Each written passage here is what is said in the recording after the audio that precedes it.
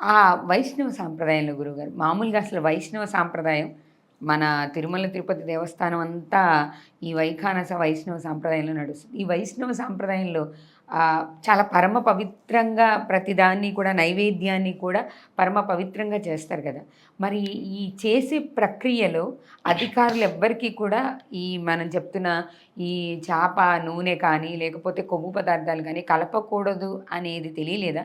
కనీసం ఒక్కళ్ళు కూడా ఇంతకాలం దాన్ని బయటికి రాకుండా ఉండడానికి గల కారణం ఏంటి? ఒక్కళ్ళు కూడా చెప్పలేకపోవడానికి కారణం ఏంటి? ముఖ్యం అంటే ఒకటి చెప్తానమ్మా. ప్రభుత్వం గత 5 సంవత్సరాలు నడిచిన ప్రభుత్వం ఏదైతే ఉందో, తిరుమల తిరుపతి దేవస్థానాన్ని చేప నూనె వాడటం కాదు, చేపల మార్కెట్ చేసింది. తిరుపతి తిరుపతి దేవస్థానం చేపల మార్కెట్టే చేసింది డైరెక్ట్గా. ఒకసారి ఒక మీటింగ్ బయటకు కూడా వచ్చింది, మీరు చూశారో లేదో, రేట్లు ఏదైతే సేవలకి ధరలు పెంచేటువంటి పరిస్థితుల్లో ఆ మీటింగు చేపల మార్కెట్ కంటే ఘోరంగానే ఉందిగా. అప్పుడు స్వామివారి ముందు 40 నిమిషాలు నిల్చుంటాడు, పెట్టు 5,000 పెట్టేసాయి. నువ్వేం వ్యాపారం చేస్తున్నావు భగవంతుడిని? దేవాదాయ ధర్మాదాయ శాఖ అంటే దేవ ఆదాయ ధర్మ ఆదాయ, ఆదాయమే చూస్తున్నారు తప్పితే అక్కడ ధర్మం లేదు, దేవం లేదు. వీళ్ళు చేసిన పని అదే కదా. వీళ్ళ ప్రభుత్వంలో రేట్లు విపరీతంగా పెంచి పారేశారు కదా. ఆన్లైన్ అని అదని ఇదని ఇష్టం వచ్చినట్టు బ్లాక్ చేసేసుకొని మొత్తం బ్లాక్ మార్కెట్లో అమ్మేసుకొని టికెట్లన్నీ కూడా ఇష్టం వచ్చినట్టు రేట్లు పెంచేసుకొని 15 రూపాయలు ఉండేటువంటి రూమ్ రెంటు 250 రూపాయలు 150 రూపాయలు చేశాడు. అన్నీ ప్రతి ఒక్కటి పెంచుకుంటూ వెళ్ళిపోయారు. సర్వసాధారణమైనటువంటి భక్తులకి ఎక్కడ అందుబాటులో లేకుండా చేశారు. అలాగే ఇప్పుడు దర్శనం వివివిఐపీలకు మాత్రమే ఎక్కువ ప్రాధాన్యత ఇస్తూ ఒక ఎమ్మెల్యేనో, ఎమ్మెల్యే భార్యో, ఎమ్మెల్యే భర్తో ఒక పొలోమని 100 మందిని తీసుకుని వెళ్ళిపోతాడు. కామన్ భక్తులు మాత్రం 24 గంటలు 36 గంటలు ఆ క్యూ లైన్లో స్నానాలు లేకుండా, తాగడానికి మంచినీళ్ళు లేకుండా, తినడానికి ఏమి ఆహార పదార్థాలు లేకుండా వాడికి మాత్రం అక్కడి కూర్చొని ఇది చేయాలి. ఈ వివివిఐపీలు మాత్రం వెళ్ళిపోతూనే ఉంటారు. వీళ్ళకి జస్ట్ వెళ్ళిపోతారు, ఒక 10 నిమిషాలు కావాలంటే స్వామివారి ముందు నిల్చుంటారు, దర్శనం చేసుకుని అప్పుడు వస్తారు. వీళ్ళందరూ ఇది కూడా తయారైంది, ఇది కూడా ఖండించాల్సిందే. ప్రసాదం తయారు చేయడానికి ఒక నిర్ణీతమైనటువంటి పదార్థాలు, మీరు చెప్పినట్టుగానే ఒక నిర్ణీతమైనటువంటి పదార్థాలు ఒక మోతాదులో తప్పనిసరిగా వేస్తేనే తిరుపతి లడ్డు అనేటువంటిది, లేదా తిరుపతి స్వామివారికి నివేదన పెట్టేటువంటి 108 రకాల ప్రసాదాల దగ్గర నుంచి 24 రకాల ప్రసాదాల వరకు దిగజారిపోయింది. అంటే మొదట్లో 108 రకాల ప్రసాదాలు పెట్టి 108 రకాల ప్రసాదాలు ప్రతి నిత్యం చేసి పెట్టేవారు, ప్రతిరోజు రకాలు. అలాంటి పరిస్థితి నుంచి 24 రకాలు, 24 గంటలు ఉన్నాయి చాలు స్వామివారి ఎక్కువ తెలియడు, 24 గంటకు ఒక పదార్థం పెడదామని చెప్పేసి 24 ప్రసాదాలు తీసుకొచ్చారు. ఈ 24 ప్రసాదాల్లో అత్యంత పరమ పవిత్రమైనటువంటిది ప్రతి ఒక్క హిందువుకి, మీరు చెప్పినట్టుగా లడ్డూని చూస్తే వెంకటేశ్వర స్వామిని చూసినట్టే. ఏదైనా శుభకార్యం చేసుకునేటప్పుడు కూడా లడ్డు వచ్చిందంటే అమ్మా వెంకటేశ్వర స్వామి సాక్షాత్ మనకు వచ్చి మన ఇంట్లో దంపతులను ఆశీర్వదించాడు అన్నంత ఆనందదాయకంగా ఉండేవాడు. అక్కడి నుంచి కళ్యాణ అక్షతలు తెచ్చుకొని చక్కగా శిరస్సును దాల్చుకునేవాడు ప్రతి ఒక్కరు, నిత్య కళ్యాణ అక్షతలు తీసుకొని.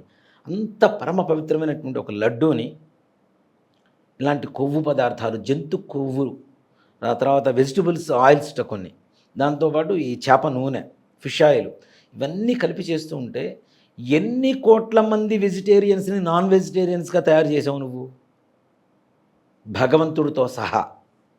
అక్కడికి వెళ్ళి లడ్డు తీసుకున్న ప్రతి వాళ్ళు ఇప్పుడు నాన్ వెజిటేరియనే కదా గురువు. అంతే కదా, మరి తెలియకుండా నువ్వు నాన్ వెజిటేరియన్ చేసేసావు కదా.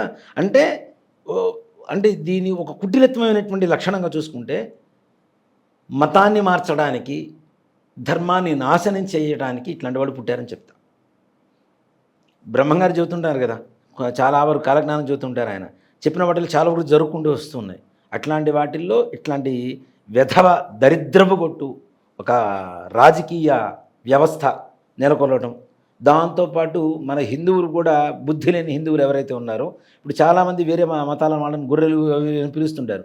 మన వాళ్ళు గొర్రెలు, గుడ్డు గొర్రెలు ఒక మాట చెప్పాలంటే మన హిందువులు వాళ్ళకంటే ఘోరమే. ఎందుకంటే తోకొప్పడం తప్పితే చేసింది ఏముంది? పొలోమని బొట్లు వేశారు, తీసుకెళ్లారు. కానీ తిరుమల తిరుపతి వెంకటేశ్వర స్వామి వారితో పెట్టుకున్నటువంటి ఏ ఒక్కరూ కూడాను బాగుపడ్డ దాఖలాలు ఎక్కడా లేవు. ఓ మాట చెప్పాలంటే సాక్షాత్తు కుక్క చావు చచ్చినటువంటి ఒక వ్యక్తిని చూసాం, ముఖ్యమంత్రిని. అవునా? అయినా బుద్ధి రాలేదు. జైల్లో పెట్టారు, అయినా బుద్ధి రాలేదు. చివరికి ఇది ముఖ్యమంత్రి అయ్యాడు అదృష్టవశాత్తు, సమయం బాగుండి. అది కూడా హిందూ ధర్మంలోకి వస్తున్నట్టుగా నాటకాలాడి ఒక స్వామీజీని అడ్డం పెట్టుకొని నాటకాలు ఆడి స్నానాలు చేసి నేను హిందువుగా మారాను, హిందువుని, మా క్రిస్టియన్ మతం వదిలేశానని చెప్పి నాటకాలు ఆడి వీడియో మొత్తం వైరల్ చేసి హిందువుల్ని నమ్మించి ఓట్లు వేయించుకొని చివరికి వెంకటేశ్వర స్వామికి ఇలా చేస్తే చివరి ఎలక్షన్స్లో ఏం జరిగింది ఆయనకి? అవునా? మూడు ఒకట్లే మిగిలినాయి. 3 ఒకట్లు కూడా 2 ఒకట్లే పెట్టుకోవడానికి. 3 ఒకట్లు కూడా లేవు కదా, 2 ఒకట్లే కదా అది మిగిలిన చివరికి. అంటే వెంకటేశ్వర స్వామి వారితో పెట్టుకుంటే సర్వసాధారణమైనటువంటి విషయం కాదు. ఇన్ని జరుగుతున్న ఇంకా బుద్ధి రాలేదు. పోనీ నీ కొడుకులున్నారా? కొడుకులున్నారు లేరుగా, కూతుళ్ళేగా. నీ వంశం ఎక్కడికి పోయింది? నిర్వంశమే కదా. నీ తర్వాత నీ వంశం ఎక్కడుంది? నువ్వేమో మొత్తం ఎలక్షన్స్ అన్నీ అయిపోయిన తర్వాత బైబిల్ పట్టుకొని తిరుగుతావు. ప్రసాదం ఇస్తే పక్కన పడేసి టిష్యూతో చేయి ఊడ్చుకుంటావు నువ్వు, నీ భార్య. నీ చెల్లెలేమో సాక్షాత్తు నాకు బైబిల్ చెప్తే వేరే మతం లేదు, వేరే గ్రంథం లేదని చెప్తుంది. నీ బావ చూస్తే మైకు పట్టుకొని ఓ గొర్రెలాగా అరుస్తూనే ఉంటాడు. మీలాంటి వాళ్ళని తీసుకొచ్చినందుకు ముందు మన వాళ్ళకి బుద్ధి లేదని చెప్పాలి.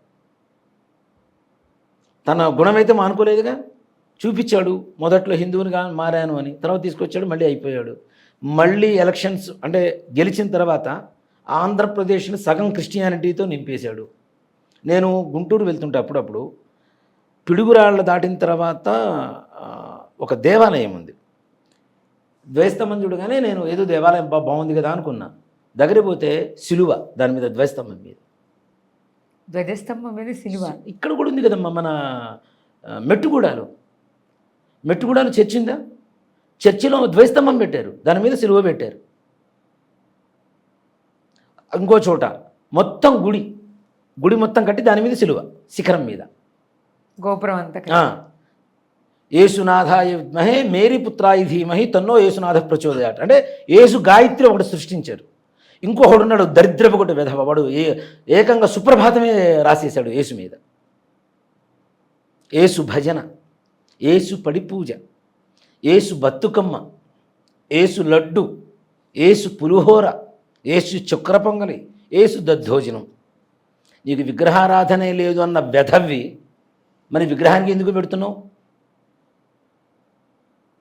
ఎక్కడో ఒక ఎండిపోయిన కట్టె మీద శవాన్ని వేలాడదీశారు, దాన్ని మతం అని చెబుతున్నావు. నా దేవుడు సనాతనంగా వస్తున్నటువంటి దేవుడు సజీవంగా ఉన్నాడని నేను చెప్తున్నాను. ఇది నమ్మకుండా మన వాళ్ళు ఏంటి అసలు వాళ్ళు కన్వర్ట్ చేయడం కూడా బలి చేస్తారమ్మా. ఎలా అంటే, అమ్మ నీకు ఈ కష్టాలు ఉన్నాయి, మీ మతంలో ఉండడం ద్వారా ఏం కష్టాలు తీర్చలేదు, మా మతంలోకి రా, మా యేసు వెంటనే తీరుస్తాడు. వీళ్ళమ్మ మొగుడు చెప్పాడు, అనకూడదు, బూతులు వస్తున్నాయి.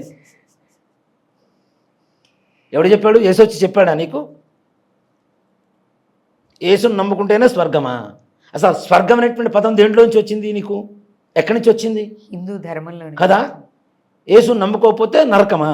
నరకం స్వర్గం అసలు నీకెక్కడి నుంచి వచ్చింది? నీకు ఈ భాష ఎక్కడిదిరా? నీ భాష కాంది, నీది కాంది, నీ వెంటేసుకొని తిరుగుతున్నావు. ఫస్ట్ నీది నువ్వు గడుక్కో, పక్క వాళ్ళ తర్వాత గడుగుగా. ఇలాంటి ధర్మంలో ఉన్నటువంటి వ్యక్తులు ప్రధానమైనటువంటి దీంట్లో అధికారంలో ఉంటే, ఇప్పుడు తిరుమల తిరుపతి దేవస్థానానికి ఏ రకమైనటువంటి అధోగతి పట్టించారో, చేపల మార్కెట్ లాగా తయారు చేశారో, యావత్ భారతదేశం కూడా ఇదే పరిస్థితి రాబోతుంది. కనీసం ఇప్పుడైనా హిందువులందరూ మేల్కోనండి. హిందువుల్ని, హిందూ ధర్మాన్ని పరిరక్షించేటువంటి పార్టీలు ఏవైతే ఉన్నాయో, నేను రాజకీయంగా చెప్పడంలా, కనీసం వాళ్ళు ఉండడం ద్వారా రాబోయే రోజుల్లో అయితే ఒకటి మాత్రం ఖచ్చితమమ్మా, కనీసం ఒక 100 సంవత్సరాల తర్వాత ఒకప్పుడు ఇండియాలో, భారతదేశంలో హిందువులు అనేవాళ్ళు ఉండేవాళ్ళుట అని చెప్పుకునేటువంటి పరిస్థితికి మనం దిగజారిపోతూనే ఉన్నాం. ఇప్పుడు మన వాళ్ళు కూడా మారిపోతుంటారు, నిదానంగా మారిపోతుంటారు. వీడేమో జిహాదీ అంటాడు, లవ్ జిహాదీ అని, వీడేమో మతం మారమంటాడు. అవునా? మన అమ్మాయినేమో వీడు తీసుకొని వెళ్ళిపోతున్నాడు, దాన్ని చంపేస్తాడో తెలియదు, నరికేస్తాడో తెలియదు, ముక్కలు కోసి ఫ్రిడ్జ్లో పెడతాడో తెలియదు. వీళ్ళని నమ్ముతుంటూ మన వాళ్ళు వెళ్ళిపోతుంటారు. వీడేమో మతం మారని వీడు గ్రంథాలు పట్టుకొని తిరుగుతూ ఉంటాడు. పోనీ ఇంటికి వచ్చిన వాడు బొట్టు పెట్టుకుంటాడు అంటే బొట్టు పెట్టుకోడు, వాడు మన ప్రసాదం తినని అంటాడు. మళ్ళీ అసలు ఒక్క మాట చెబుతా, ప్రసాదం తినను అనేటువంటి ఒక యేసు మతం ఏదైతే ఉందో, పిచ్చి మతం, గొర్రెల మతం ఏదైతే ఉందో, రాధా మనోహర్ దాస్ గారు అయితే గొర్రెలనే పిలుస్తారు అనేది నాకు బాగా నచ్చుతారు ఆయన ఈ విషయంలో. ఈ ఎర్రి గొర్రెల మతం ఏదైతే ఉందో, అసలు ప్రతి రైతు దేవుడికి నివేదన పెట్టకుండా ఎక్కడ ధాన్యాన్ని ఇస్తున్నాడో మనకి, అది ప్రసాదం కాదా నువ్వు తినేది? కాదా? నిజమే కదా. సంక్రాంతి రోజున ఇంట్లో పాలు పొంగిచ్చి దేవుడికి నివేదన పెడుతున్నాడు, మరి అది ప్రసాదం కాదా నువ్వు తినేది? మరి పంటంతా ముందు దేవుడికి అర్పించేదా అర్పించిన అమ్మడం తర్వాతనే కదా దేవుడికి అర్పిస్తాడు. అక్కడ ఉండే పూజ ఎవరైతే పురోహితులు ఉంటారో పురోహితులకు అర్పిస్తారు, దేవాలయాలకు పంపిస్తూ ఉంటారు కొంత. అక్కడ పనిచేసేటువంటి వాళ్ళు ఎవరైతే కాపలా ఉంటారో కావాలి వాళ్ళకి కానివ్వండి, ఆ ఊళ్ళో ఉండేటువంటి పోస్ట్ మ్యాన్లకు కానివ్వండి, అక్కడ వడ్డీర పనిచేసేటువంటి వాళ్ళకి కానివ్వండి, కొన్ని మతాల వాళ్ళకి కులాల వాళ్ళకి ఎవరికైతే సంవత్సరానికి సరిపోను అంటే వాళ్ళు ఇవ్వగలిగినంత ఇచ్చిన తర్వాత ఇంటికి తీసుకుని వెళ్తాడు. మొట్టమొదటిగా దేవుడికే పెడతాడు. అది నువ్వు ప్రసాదం తింటాం కదా, నీకు ఎక్కడ ప్రసాదం లేకుండా ఉంది? మరి పండించే వాళ్ళందరూ క్రిస్టియన్సేనా, హిందువులు లేరా?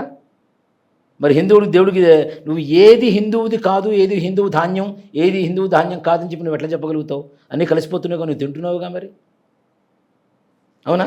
నీకు అక్కడ లేని దేవుడి ప్రసాదం నీకు ఎక్కడి నుంచి వచ్చింది? ఆల్రెడీ దేవుడి ప్రసాదమే నువ్వు తింటున్నది. ప్రతిరోజు తినేది దేవుడి ప్రసాదం. దేవుడి ప్రసాదం. అన్నం తింటలేదా? మరి ఇంకేమైనా తింటున్నావా? అన్నం తిన్నట్టయితే మాట్లాడకూడదు, అది దేవుడి ప్రసాదం, తినాల్సిందే. మనలో ఉండేటువంటి ఒక వీక్నెస్ ఏంటంటే మన ధర్మాన్ని మనం కాపాడుకుంటూ ఇతర మతాలను కూడా గౌరవిస్తున్నాం చూడండి, అది చాతగాని తరంగా తీసుకుంటున్నారు ఎదుటి వాళ్ళు.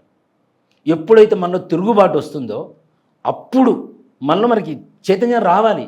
ఇది నా దేశం, మన దేశం, మన హిందూ ధర్మం, హిందూ మతం, హిందూ దేశం. ఇప్పుడు మాట చెప్పండి, హిందూ మతం అని కూడా చెప్పనమ్మా, హిందూ జీవన విధానం ఒక ధర్మం. అవునా? మనిషి ఎలా బ్రతికితే బాగుంటాడో, ఎలా బ్రతకాలో చెప్పిందే సనాతన ధర్మం, అదే హిందూ ధర్మం అని చెబుతున్నాం. హిందూ మతం కూడా కాదు. నువ్వు వేరే మతాలు వేరే లక్షణాలు తీసుకొచ్చి ఇది తింటేనే, ఇది చేస్తేనే, ఇట్లా చేస్తేనే బతుకుతావంటే మరి యేసు పూర్వం, యేసు క్రీస్తు శకం అని చెప్పి పిలుస్తున్నాం మనం.